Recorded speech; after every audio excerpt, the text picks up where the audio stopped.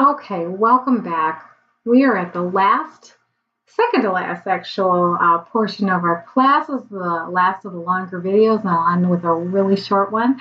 So let's get right into it. Let's get into something that is super important that applies to all of us, and that is the toxins in our household cleaning.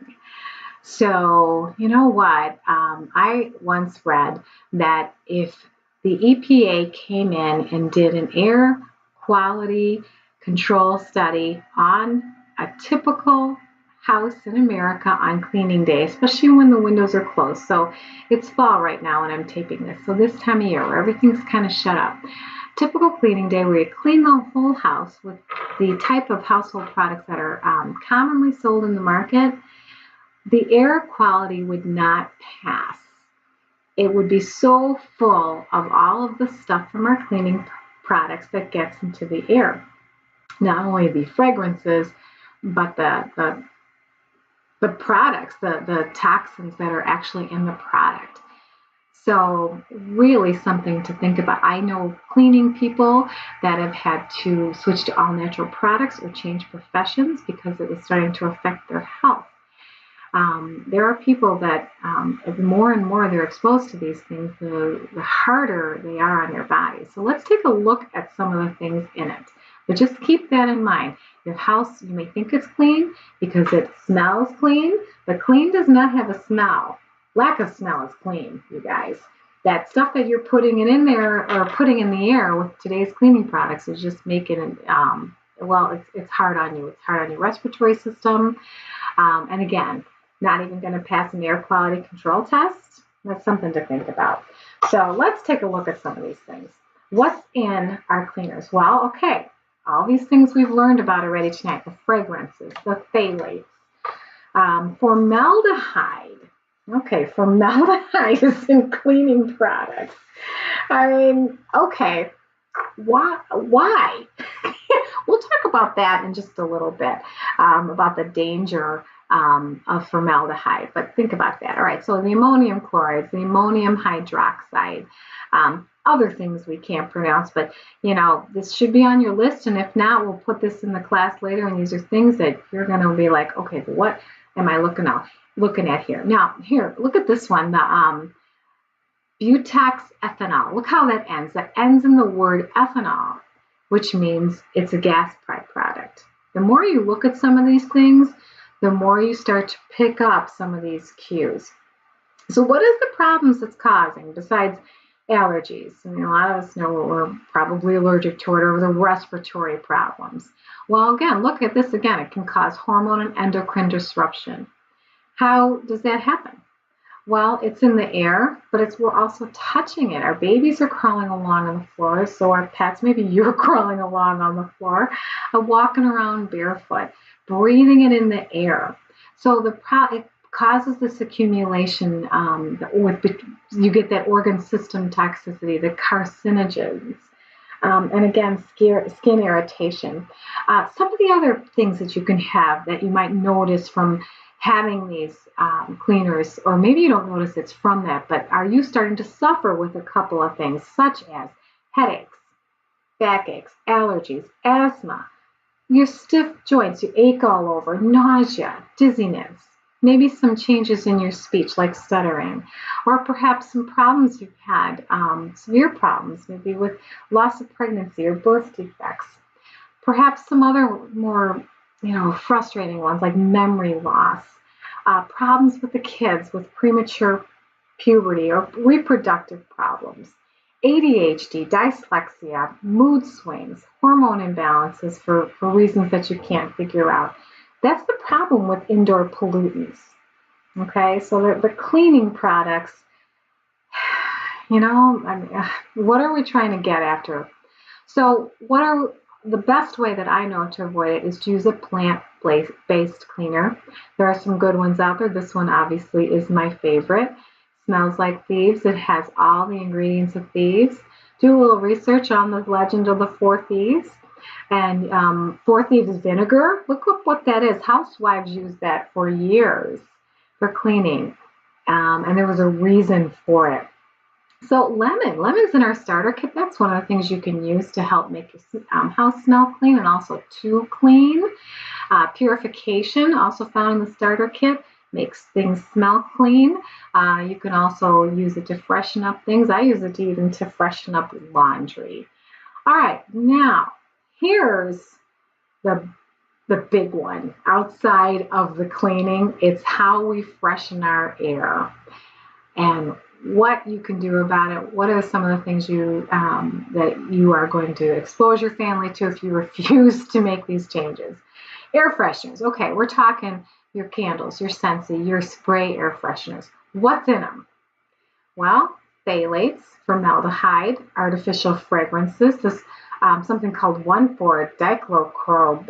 That's different than the dioxide, but it's similar. 1,4 again. I don't know if that's at all related, but it's got some type of a benzene in it. But fragrance. Why is that a problem? Well, what is it about fragrance that and air fresheners, by the way, and candles? What's in them that's bugging us so much that can hurt us, can harm us? Um, we've heard over and over again, it's a carcinogen or causes respiratory problems. And you keep hearing me say that tonight, but what is the big deal? Why are things like these candles that we're talking about, why are they harmful? Well, you know what? The carcinogen in the flame and the fragrance alone has been proven to be as dangerous as smoking a cigarette, dangerous to our lungs, dangerous, mainly to our lungs, but the stuff that it puts in the air. But you know what? The other thing that is the biggest problem, let's go back here a little bit, it's the formaldehyde. We saw that in this graphic here. Formaldehyde.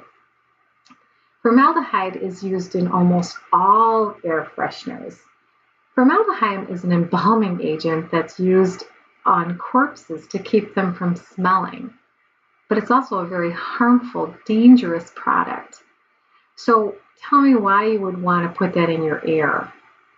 I mean, they put it in air fresheners and they put it in and even in candles and some perfumes to make the scent last longer. It's an extender.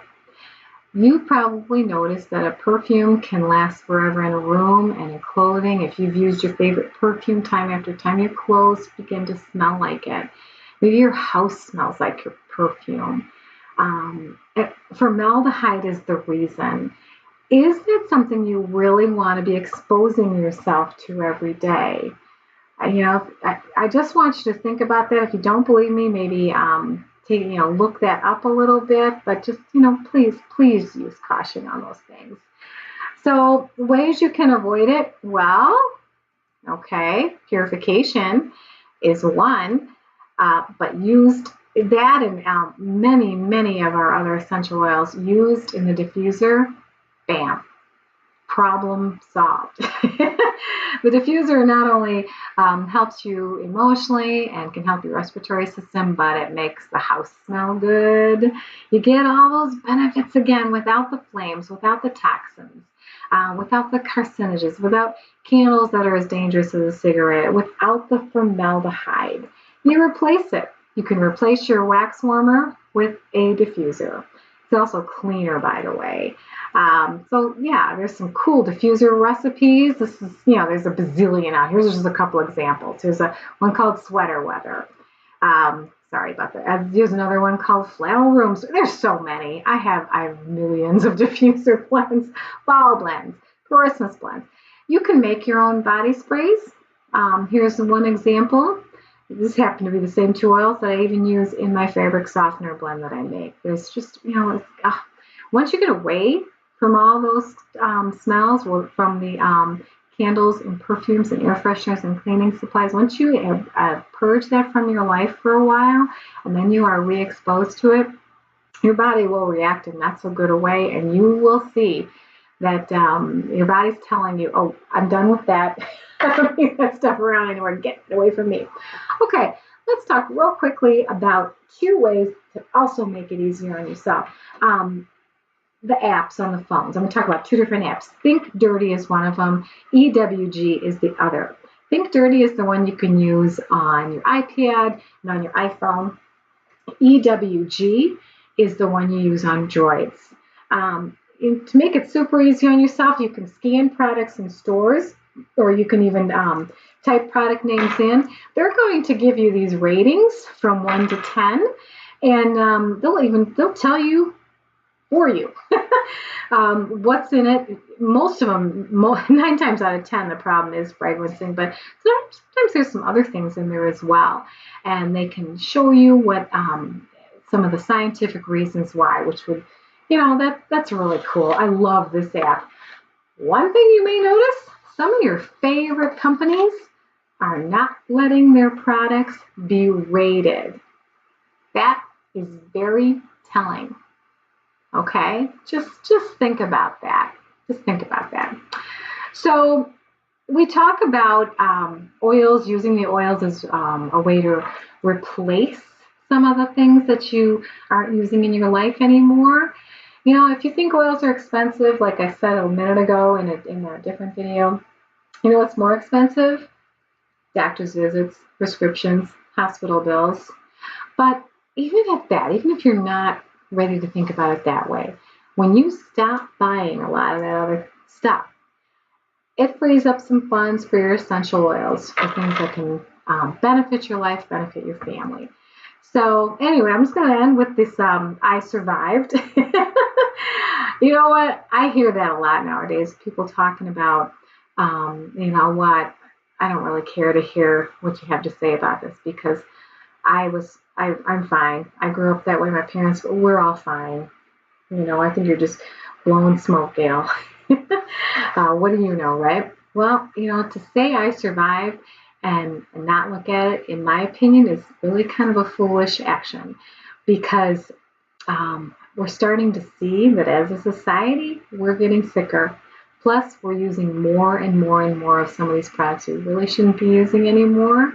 So think about it. You may have survived, but what is the quality of your life, right?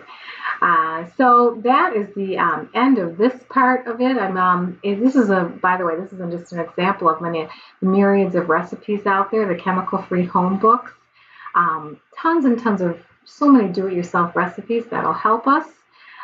These are some of the checklists that you should have downloaded and used with the class. But if you don't have a starter kit, there are different ways to start with Young Living. You can start with a wholesale or retail membership. I'll talk about that in my closing video, but here are some of the options you can get with the Essential Oil Starter Kit, which I think is a super great way to get started on this journey. If you have questions on that, I'll help you, or the person that invited you to your class will help you. And let's just end with a couple things right from my bathroom. That's my toothpaste, my deodorant, and a little foaming hand soap that I made for myself. I make a room spray to make my own room freshener now. This over here, the non-toxic all-purpose cleaner, is just basically my way of saying it's a thieves concentrate. I have thieves concentrate all over the house. So anyway, that ends this portion of the class, and I will wrap it up with one final video. And I just want to thank you.